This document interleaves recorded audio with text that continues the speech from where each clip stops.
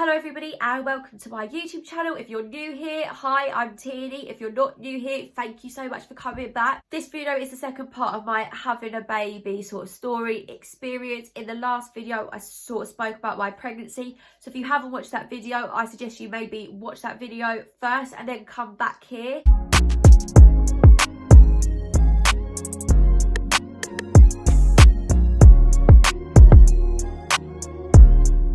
So I'll start this video where I sort of finished up last time and I sort of said that I was having my stretches sweeps. They didn't work. So it got around to my due date and my midwife came round as she was doing every week and said, look, there's no point in doing any more of these. They're obviously not working. Let's talk about having this baby, because by this point I was in all sorts of pain. Really wasn't enjoying my time being pregnant too much, and I didn't want to be in so much pain where I was too physically tired before I had the baby to be able to have a baby. So we spoke about induction and and in my head I thought, yes, that's like a great idea, but when it came round to it, it's not what I wanted. I didn't have a birth plan. For anyone who was wondering, a birth plan is where you sort of write out or have an idea of what you want your birth to look like. I knew that you can't predict life that way. Don't want to set myself up for disappointment. But if there was one thing I wanted to have that, my water's broken moment, or, oh my God, am I going into labour? Have that sort of excitement. And with an induction, you're obviously deprived of that. You don't get that moment. It's all very hospitalised. And when she sort of asked me when did I want to have it, like, are you thinking sort of tomorrow? I was like, no, not tomorrow. Like, in my head, I was just like, that is too soon. I've been waiting 40 weeks, but tomorrow is just, I'm not quite ready. I needed time to properly prepare, knowing that this was actually it. I was actually going to deliver a baby, and that was terrifying. So I asked for the end of the week in the hope that it would happen naturally. And again, unfortunately, it didn't. So I went to the hospital to be induced on the 21st of June 2019. My appointment was at 4 o'clock. The day before, I saw my midwife for one last time and she sort of ran me through the procedure, so I knew what to expect. Packed my hospital bag. I'd packed my hospital bag long before, but I had it all ready. I asked her would I be staying in the hospital, and she said no, you come home, you have a pessary, you come home, you go back 24 hours later if it doesn't happen naturally. So I get to the hospital, they do all my checks, everything's fine, the pessary goes in, lovely stuff. And I sort of say, right, so can I go home now? And she was just like, oh, no, you're down as being sort of a higher risk and you have to stay in. And I was just like, oh, okay. And she was just like, is there something wrong with that? And I was just like, no, it's fine, but I haven't packed my toothbrush. And I remember sitting there like, I'll go and get the toothbrush, don't worry about that. But it was a big thing knowing that, oh my God, when I next leave this hospital, it's going to be with a baby. I was terrified. I called my mum, sort of told her. She was just like, it's fine, keep calm, I'll come up, because I got there when it was sort of visitors hour. So she came up, and when she was there, I sort of noticed myself at the start. So you get told to go for a few walks, which I was doing around the hospital grounds. And at the start, I was feeling okay. Then it got to the point I was thinking, I sort of felt, wow, I don't feel too good. Very, very quickly, I was in an enormous amount of pain, and the pain just got worse and worse and worse. This is a bit graphic, but I literally felt like there was a massive gaping hole inside me. I couldn't stand, I couldn't sit, I couldn't lie down, I couldn't bounce on the ball. So I was doing all of these different motions, like for a few seconds each, before like alternating, and I was just doing it again and again and again. I couldn't find any sort of comfort, and this lasted a good few hours. So I got told I was going to have my next check at about 10 o'clock, I think, and it got to 8 o'clock ish, because I know Love Island was about to start, because I thought that would be a good distraction.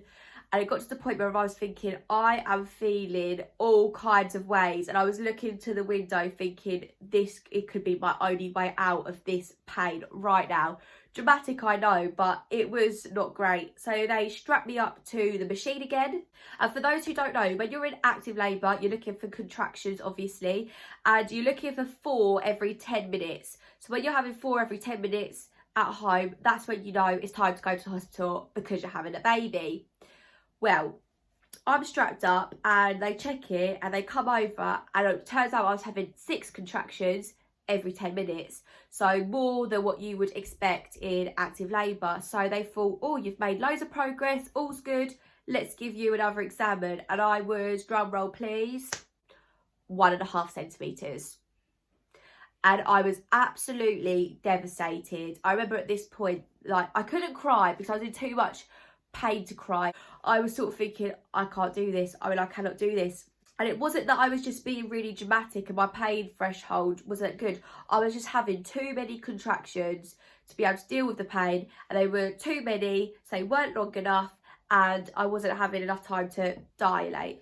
So I was then being checked fairly frequently because it's not good to have too many contractions, because obviously the pain can not only impact me but can also impact the baby. So I'm watching Love Island 5, an hour later or so, measured again, and now I'm having 8 contractions every 10 minutes. Bearing in mind I'm on a ward with other people, I don't want to make noise, I don't want to embarrass myself, so I'm trying to be very self-contained. But I was just in disarray, the only word for it, with the pain. There's no pain relief on the ward, like gas and air or epidural or anything like that. There's none of that glamorous stuff that you would be having if I was in established labour. The only thing they could give me was morphine, which I had a fair few doses of, and the bath again. I literally got in the bath, would sit there in a fetal position, like literally trying to get any bit of warm water over my belly.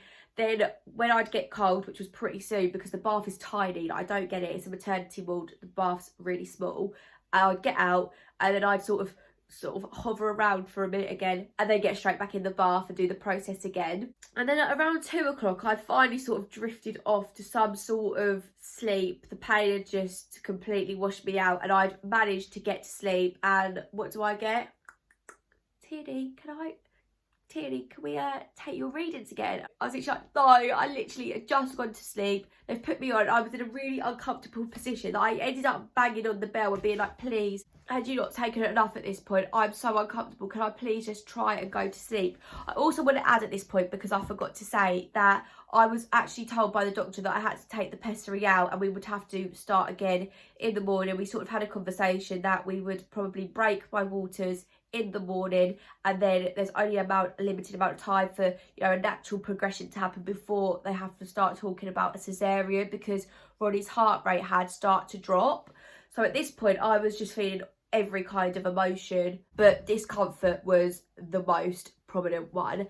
I'd sort of drifted off again a little bit, and all of a sudden the biggest gush of water you could ever imagine. Now this is a bit graphic, as this whole video is, because it's about a labour, so if you don't like that kind of thing, don't watch this video. It's not like going for a wee or anything like that. You have no sort of feeling warning and that anything's going to happen. All of a sudden it just was just like all over the bed. I sort of woke up and had fallen asleep, like I'm in, my waters have broken. Like, that moment that I was waiting for did happen naturally, so I'm so grateful for that. Well, not naturally, but you know what I mean. I didn't have to have the needle. Good.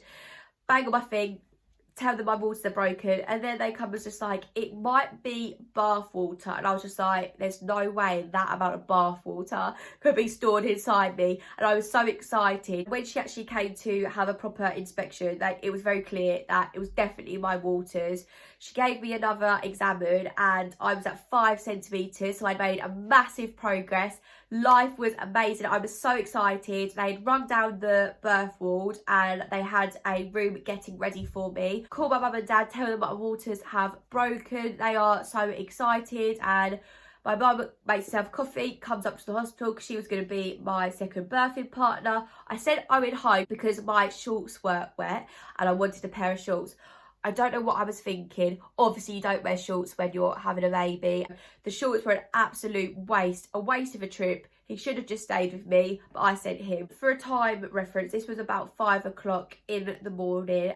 My next examine was meant to be at 8 o'clock in the morning. I was down in the birthing suite by 5:30, met my midwife. She was so lovely. She sort of talked me through it, because there's a bit of talking to do, there's paperwork to do and all that kind of thing, which they don't show you on one board every minute. I'm on my gas and air and I'm feeling amazing, blowing on that gas and air. If you want to know what it feels like, I can't even explain, so I don't know why I said that. It's just so weird. You feel sort of lightheaded. It doesn't actually take the pain away when you're having your contraction, but then when your contraction ends, you're away with the fairies, you're on cloud 9, and then you get the pain again, and it's just a continuous cycle, and that wasn't doing it for me. By this point I was in bits, so they sort of offered me pethidine, which is like an injection. So I have pethidine, I have anti-sickness because it makes you sick. Did it work? Of course it didn't. I spewed everywhere, but I had my pethidine, and literally they put the injection in, took it out, and I said, right, now what can I have? And they were like, it takes some time to work. And I said, how much time? They said 10 minutes. I said, okay, but I need something stronger. They were like, I know, but just give it time to work. And I literally turned to my mum and was like, Mum, tell them I need something stronger. I need the epidural. So she was like, that's fine, we'll get you the epidural. They ordered the anaesthetist, and I was just chilling on my gas and air for a while, and they were getting the room ready. And I'm not even in the room for about half an hour, and all of a sudden I have the urge to go to the toilet. Now, if you know anything about having a baby, it is very possible that when you're giving birth naturally, that sometimes you accidentally go to the toilet, and it's completely normal, completely natural. I wouldn't judge anybody, but I didn't want it to happen to me. I'm a bit shy about all that sort of thing. I didn't want it to happen to me. It's embarrassing for me to admit that because I should be more mature, but I'm not. And I had this urge, so I asked if I could go to the toilet. So I'm sitting on the toilet, and I'm pushing and I'm pushing and I'm pushing, and nothing's happening. And I can hear my mum outside going, oh, she's making funny noises. And I can even remember like rolling my eyes like, Mum, stop talking, you're embarrassing me, let me do this. And she was just like, oh, I think maybe you need to give her an exam. And I remember just shouting out from the toilet like, Mum, just leave it alone, I'm absolutely fine, I'm not having my next exam until 8 o'clock, give it time, I've just had one. And I was getting so frustrated because any little niggly thing was just irritating when you just put up with being in pain for so long. And you know, she was just trying to do her best, and the midwife was sort of just encouraging me to come back to the bed. So I was like, fine, go back to the bed. She was just like, I'm just gonna do another check. And I was like, honestly, don't worry about what my mum said, don't worry, I've just had one, I don't need to have another one. And she was just like, yeah, I know, but it just only takes a minute. So I sit on the bed, she goes to do an examination, looks down, and I could see on her face, she was just like, Tilly, you've done absolutely amazing. And I can see hair. So I literally dilated like that. I was expecting to have the baby earliest 10 o'clock. It's 6 o'clock at this point in the morning. Things have happened very, very quickly. The room wasn't prepared properly, like the bed wasn't made, because you don't actually have a baby lying down. You have it sort of sitting in this weird position, and there was no time to get it done. So she's sort of working around, and I'm just sitting there pushing and pushing, which obviously I'd been doing on the toilet. Thank God that she made me stop, otherwise you never know what could happen. Another nice lady came in to help out because obviously the main midwife wasn't ready yet, and I'm just pushing and pushing. And at 6:27 I had given birth. Owen was crying, my mum was crying, I wasn't even crying, I just wasn't even in the room, I didn't know what was going on. And Ronnie didn't cry to start with, but he did within like a few seconds, but not straight away. So my heart just dropped. And then Ronnie was put on my chest. I don't know if they do it in every hospital, but at Colchester you do the power of the hour, where you have skin to skin for 1 hour. It's supposed to be so special for bonding and all that kind of amazing stuff. And me and Owen had decided that we were going to split it half and half. So Ronnie was on me for the first half an hour, and I was just sitting there feeling relieved. And whilst you're sort of just sitting there having that precious moment, they're sorting everything else out down below, doing your stitches, all that kind of thing, checking you out. And I then started to say to my mum, I turned to my mum and I said, Mum, my belly hurts. And my mum was like, what do you mean your belly hurts? I was just like, I don't know, but it hurts. I'm sort of swaying, I'm sort of not being able to talk properly. And the midwife was just like, is it shock where you've been carrying something so heavy around and now there's nothing there? And I was just like, I don't know what it is, but I need to push. And by this point, I'd already pushed my placenta out, and so there was nothing to push. And so a doctor had to come in, and it had turned out that I had hemorrhaged, which isn't ideal, and I was losing a lot of blood. So the red emergency button had been pushed. My cousin Dahlia was in the room. I don't know how. She had got there sharpish, and thank God she did. She had snuck into the room during all the chaos, and Ronnie was taken off of me. My mum was holding my hand. Dahlia was holding the gas and air in my mouth because I couldn't actually hold it myself. And the room piled in with all kinds of doctors, specialists, I don't know, I don't remember because I wasn't with it. And all I can remember is this doctor pulling these big clots of blood from me. And yeah, it's very graphic, and it's even worse in real life. I had to be put on a drip. I had a cannula put in by a doctor, and doctors, no offence, don't put in cannulas. It's a nurse who does it usually. This doctor was so rough. The blood was splurting out everywhere. It was so painful. I could feel this like needle in my arm all day, and I was put on a drip, and thankfully they had sort of got all the blood out, and I was put on blood thinner the whole day. I had my stitches. For anyone who's worried about stitches, you can't feel them, you don't know what's going on by that point. But no, I didn't have my hour with Ronnie. To be honest, I was in and out of consciousness all day. I was kept in the birthing suite all day because I was too unwell to go up to the main ward. And that actually worked out quite nicely because I had all my family being able to come in throughout the day. We wasn't causing any hassle, so they didn't mind the few extra visitors. My dad came up. Don't remember seeing him. I sort of remember seeing his face, but don't remember anything I said to him.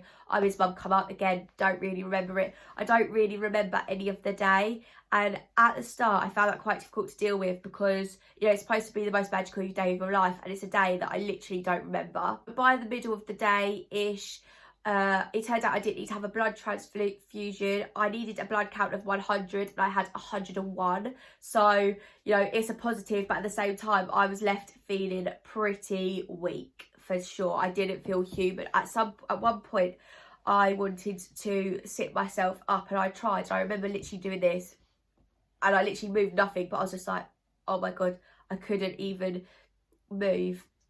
I felt dizzy, I felt seasick, I felt everything. I felt unwell. The first time I stood up, I sort of needed help. Everyone, I needed help getting in the shower. And bearing in mind, you know, I wouldn't even wear short shorts in my house because I'm that sort of body conscious.